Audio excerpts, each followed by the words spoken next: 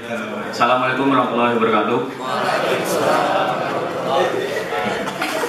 Ya, sebelumnya ada pada kenalan saya belum? Belum ya?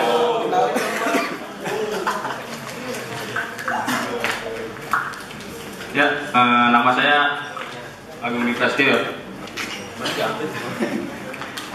Saya sebenarnya software engineer dari startup juga, namanya IMSys. Itu dia startup yang bergerak di bidang pendidikan ya. Nah, jadi tujuan kami mencerdaskan anak bangsa.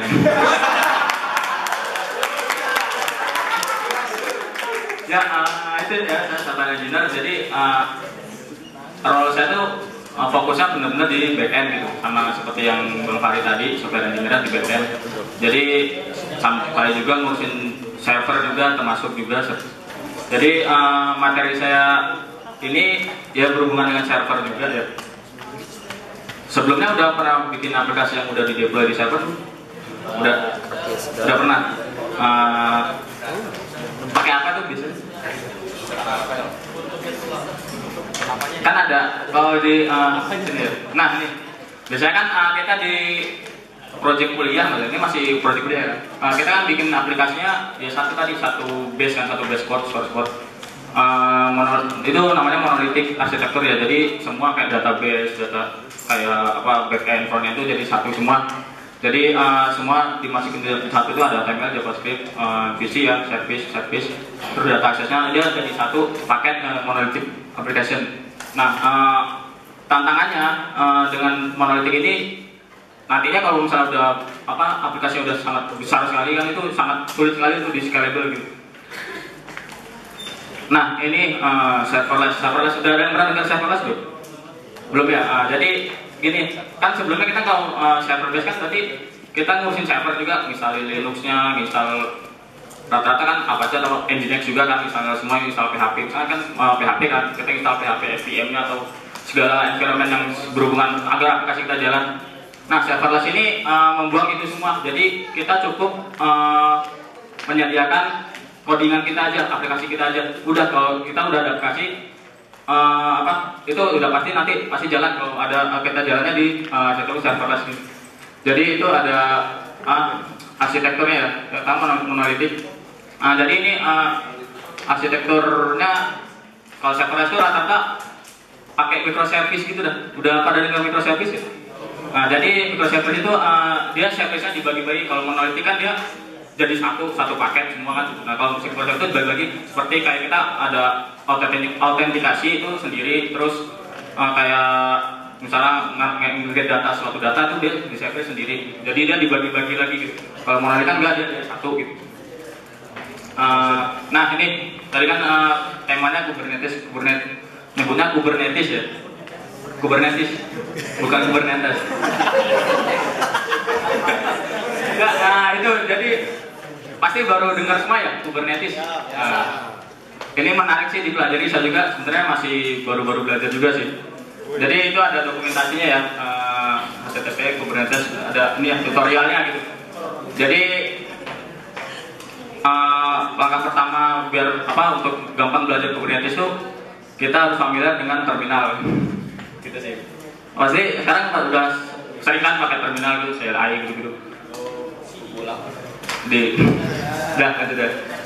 Nah, ini Kubernetes adalah aplikasi cluster manajemen yang bersifat open source. Jadi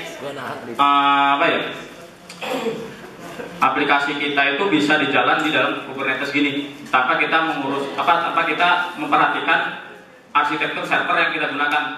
Sebelumnya kan kita zaman jadul lah. Kita kan kalau mau ngedeploy aplikasi, kita harus ada server kan, server harus kita install entah Linux, entah Nginx atau MySQL juga kan. Nah, dengan adanya Kubernetes ini, semua hal yang tadi itu dimungkinkan tidak ada. Jadi kita hanya menyediakan aplikasi saja, seperti yang saya jelaskan di awal tadi ya. Nah, tapi sebelum kita tahu Kubernetes, kita harus tahu apa itu Docker. Udah pada dengar Docker? Belum. Serius. Nah, jadi Docker ini dia. Nah, gini. Jadi ini nama Docker ya. Docker kan berarti kita membuat aplikasi kita itu dalam bentuk kontainer gitu. Misalkan kita punya aplikasi backend sendiri, backend itu kan kita bebas ngedeploy-nya pakai apa ya.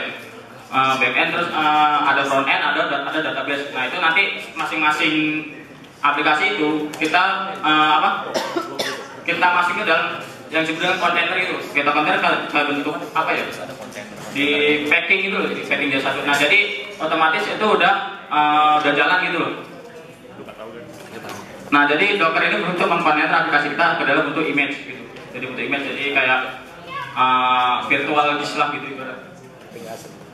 Nah gini, dari image Docker ini kita bisa menggunakan Kubernetes untuk menjalankan aplikasi kita tanpa harus memperhatikan server, misalkan Linux kan.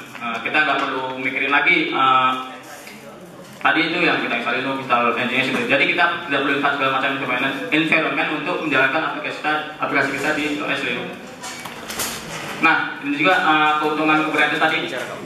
Jadi image yang kita deploy di Kubernetes itu juga bisa scalable. Maksudnya tadi yang seperti Bang Fahri jelaskan tadi ya. Kan kita udah bikin aplikasi tadi yang sudah 15 menit bikin aplikasi kan.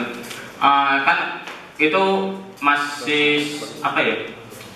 Requestnya masih belum banyak misalkan kan. Nah, kan kalau kita udah aplikasi kita udah besar banget gitu, udah banyak orang yang mengakses, pasti kan banyak banget request yang ada di aplikasi kita kan. Nah udah pasti beban aplikasi kita itu pasti makin gede gitu. Nah maksudnya scalable gini, jadi aplikasi kita tuh bisa memuat dengan banyaknya request yang tadi itu. Jadi dengan di deploy dengan Kubernetes ini, dia otomatis mereplika diri dia sendiri gitu. Misalkan ada request ini, misalkan analoginya ke saya ini aplikasinya ya. Misalkan ada orang banyak request saya. Nah kan misalkan saya nggak mampu menghandle banyak request itu. Nah dengan Kubernetes ini, saya bisa replika diri gitu, mereplika nanti request tadi itu dipecah kan, yang replika saya. Jadi kan dia namanya load balancing gitu. Jadi menstabilkan request tadi. Jadi yang banyak request dengan monolitik tadi kan ke satu aplikasi kita, ke saya sendiri aplikasi banyak request banget, misalkan jutaan request per detik misalkan, kan banyak banget kan. Nah itu masalahnya kan jadi berat banget di server yang sendiri tadi. Nah dengan adanya Kubernetes tadi ya tadi itu dia otomatis saya ini mereplika gitu, dia jadi membagi request tadi, jadi dia servernya tidak down gitu. Ini ya.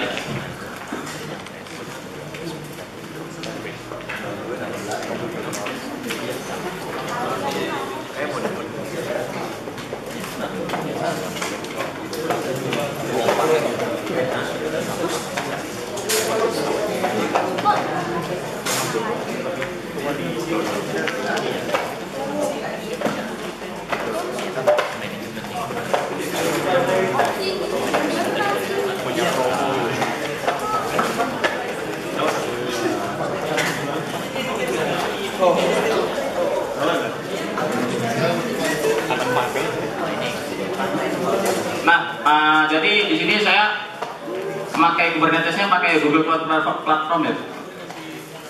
Ini yang udah contoh udah jalan sih. Ini kan syarat pertama buat kita ngedeploy itu kita harus bikin image-nya dulu pakai Docker gitu. Ini kan saya contohnya, ini saya bikin service lagi buat handle socket ya, web socket. Saya udah bikin service-nya nih, bikin image-nya itu, udah saya deploy ke Google, udah deploy ke Google Cloud. Semangat bilang.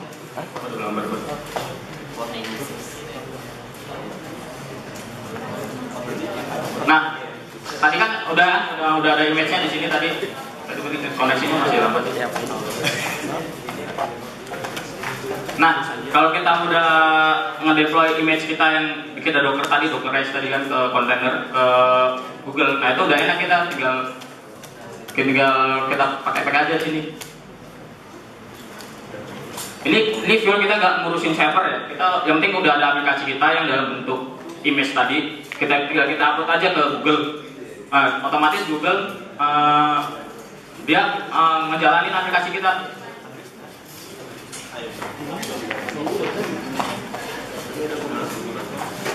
Lu ada apa?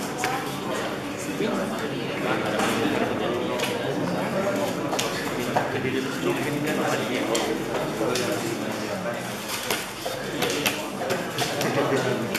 ke belakang aja, nah dia nggak dapetin. Ambil. Tulisan. Biasa. Parah lu, gue. Bisa dia dikasih.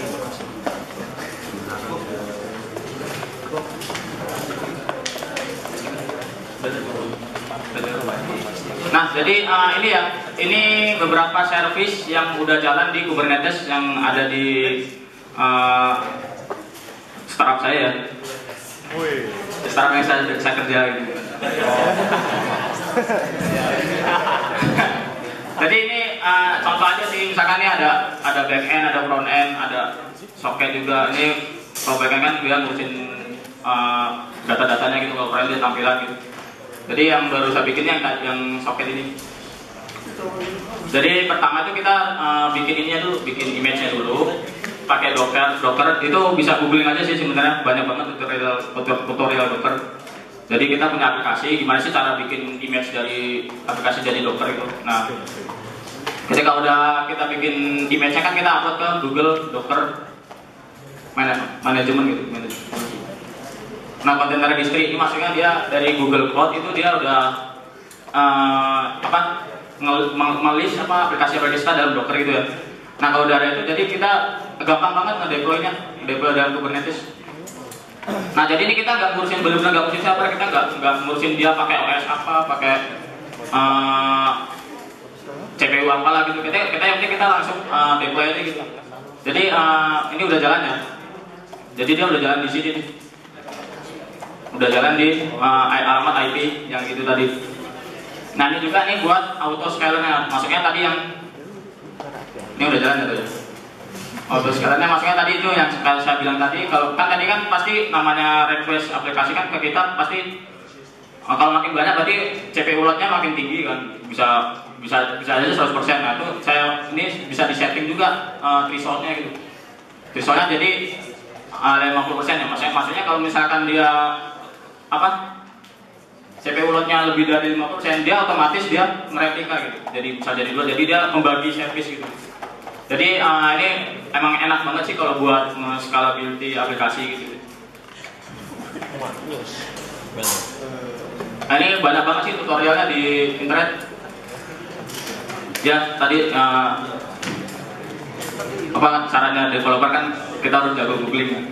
Semakin jago googling semakin jago kita juga. Jadi saya juga banyak googling juga sih sebenarnya. Mungkin itu saja sih. Kira-kira ada pertanyaan?